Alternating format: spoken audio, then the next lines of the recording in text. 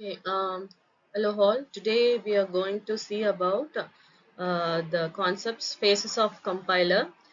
So in the before going to the phases of compiler, I just want to give the introduction about what is a compiler. So the compiler is used to convert the source program into a target program.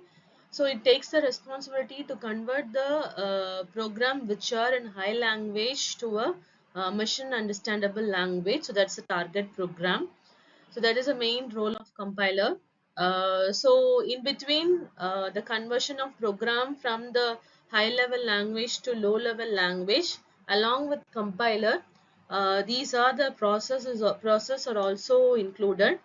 So once we start with the source program will be converted. That is first step is pre-processing. So what is pre-processing here? Whatever libraries we given and any defined functions we given in the program, that will be segregated, and that informations will be gathered in the phase of pre-processor.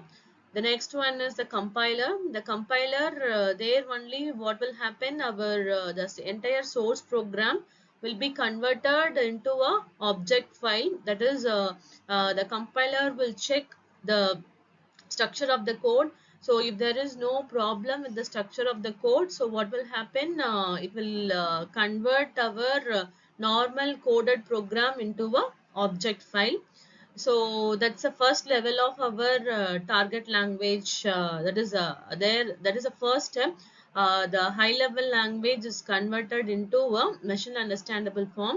Then afterwards the assembler, what it will do, it will it will identify the target assembly code, and also it will identify what are the assembler directives are there.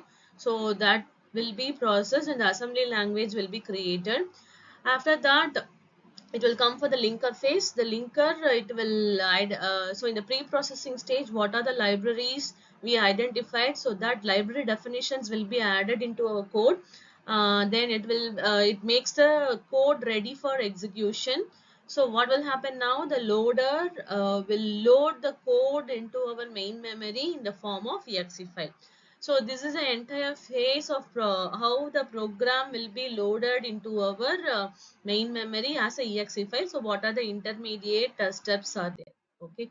Now we will come for the phases of compiler. So there are 6 phases in our compilation.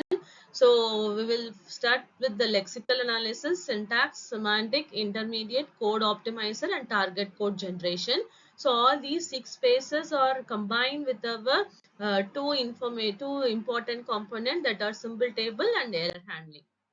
So the lexical phase takes the responsibility to create the, that is actually it is used to tokenize our entire program. So the lexical phase, the lexical analyzer create the tokens.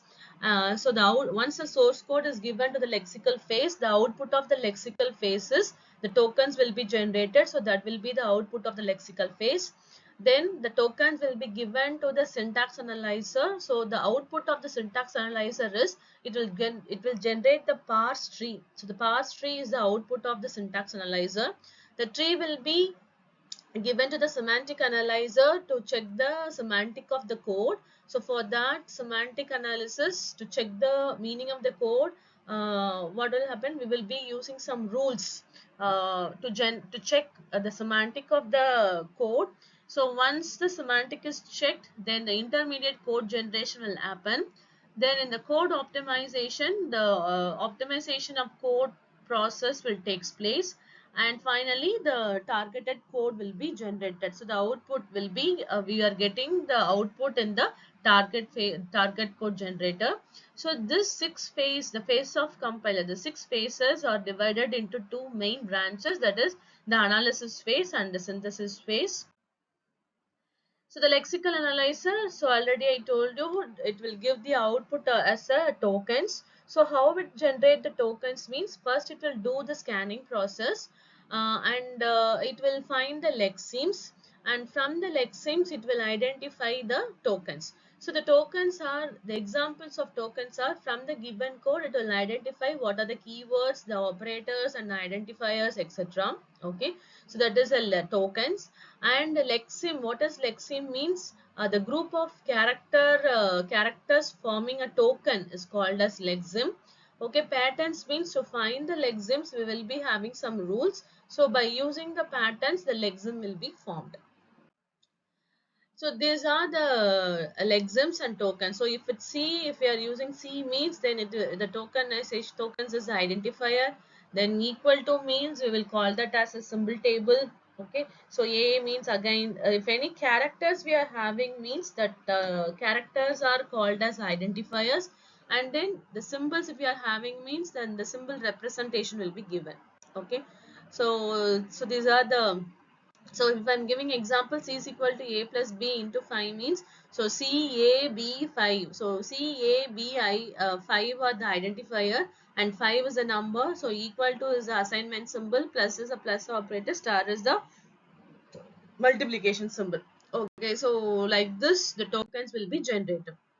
Then this tokens will be given to the syntax phase. So the syntax will follow the process of parsing. So it will parse each and every tokens. Okay, so by using that tokenization from the tokens, it will generate the parse tree, how the code need to be executed. So you can see here the tokens are given here. From the token, the tree will be generated. So obviously what will happen now in the given expression, so in this given expression, first we need to do the multiplication then addition. Okay, so in the tree also generated, the leaf node consists of the multiplication operation, and then the resultant will be added with the identifier 2, then the result will be given to id 1. Okay, so like that the syntax tree will be generated. From the syntax, the semantics will be generated. The semantic, already I told you, we will be having some rules. Based on the rules, the semantic will be generated. So that part here we are not focusing much, because for the rules we will be discussing in mostly in the 4th unit. So many rules are there. So by using that rules, the semantic will be checked.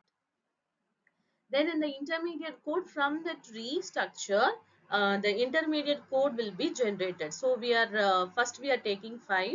The 5 will be assigned to the temporary variable t1. Then the t1 multiply with the id 3. Then this result will be stored in t2. Then T2 will be stored in, that is the T2 operation will be added with ID2 and the result will be stored in T3, and the T3 will be assigned to this ID1. So this is the intermediate code. The partial code will be generated by using the tree structure. Then code optimization, we will be reducing the code. So initially we got some 4 to 5 lines of code means, now here this will be reduced to 2 lines. So id1 equal to id2 plus, so only first we are introducing t1. So t1 equal to, what is t1? It will consist of id1 into id3 505.